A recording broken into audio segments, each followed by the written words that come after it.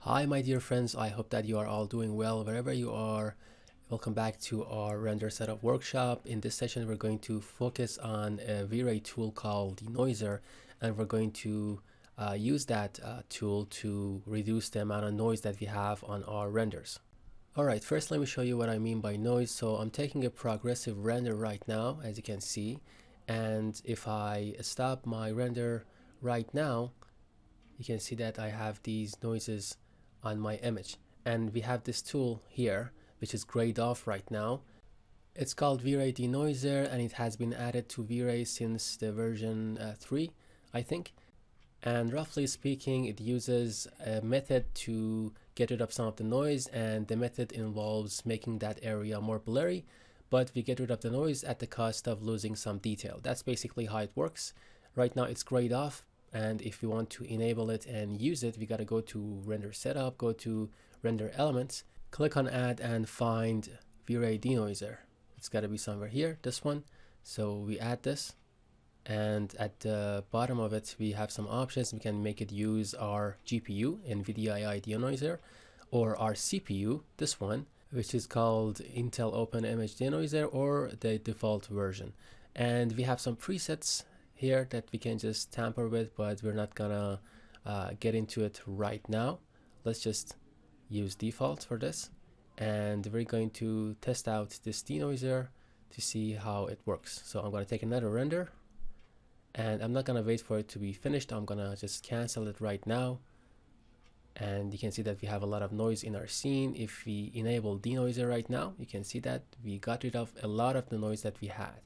It has some errors, and it still has some noise here and there, but it's because I just finished the render very prematurely. Okay, so if I had let the render to go on a little bit more, denoiser would have worked a lot better. So let's just do that. So let's just wait for this to give us a better render, and then we can just use denoiser. Denoiser is enabled right now, and you can see it's just working. It's just working as well. And we stop it, and you can see that we have a lot of differences when we toggle denoiser on or off. Let's quickly compare. This is the one with denoiser on, and if I toggle it off, you can see that it adds a lot of noise. So it's a very useful tool to have, and it gives us a lot better quality renders. Now let me tell you something. If you have enough time to make good quality renders, something that you can do is to just go to render setup again, and I've already told you this, but you can reduce the noise threshold to a very low value, and then wait for your render to finish. And after the render is finished, you will have a lot less noise to begin with, and you can just enable denoiser on top of it, and the quality of the render would be just marvelous. So let me quickly take another render. I'm going to use a bigger size this time. So I'm gonna lock the proportions, and I'm gonna use 2000 for width, and we're gonna denoise this render as well. So sometimes you're on a tight schedule and you have to just do a render quickly, and you have some noise, and you want to get rid of the noise very quickly, like this one. Look at this. So this is the time to use denoiser, and it will have some dark spots here and there, but the good thing is that you're not going to miss the deadline, and you're going to just have your renders ready pretty quickly. Okay, so if you give it enough time, the final result would be a lot better. Okay, so as I said, denoiser is a really useful tool for that. So now what I'm going to do is to just take another render. This time I'm going to allow the render to take more time and give me a better quality render to begin with, and I think this render is good enough, so I'm going to cancel this.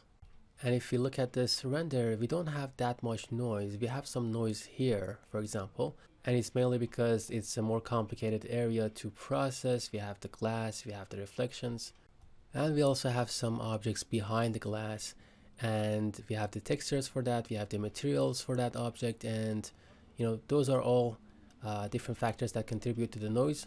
And if we enable denoiser, you can see that it beautifully reduces the amount of noise that we have there. Let's check this part out. So this is with denoiser off and on. Alright, so it's an awesome tool, and something else that we can do with it is to just select it, and down here with opacity we can just control the amount of denoising that we want to achieve. See, we can just work with this opacity tool, and we also can use different presets. For example, if I use a strong, it will do the maximum in terms of denoising, and sometimes the strong is too much.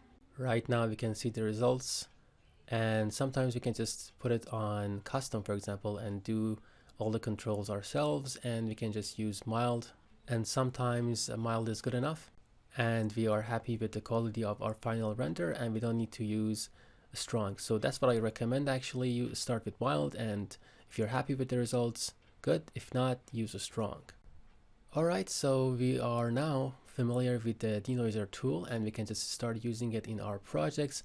So I hope that you implement it in your works and you would not have any type of final render that has noise in it. Okay, so I hope that you enjoyed this video, and this was our final session from our render setup workshop, which is basically our first workshop in a series of workshops that we have planned for vray. And from this point onwards, or in the next workshops, we're going to be focusing on topics like lighting and material. So in this workshop you learned all about render setup, and you learned about the processes and the algorithms that vray uses to create our renders for us. So I hope that you enjoyed this workshop and that you practice the skills that you picked up here, and I also hope to see you in our next workshops.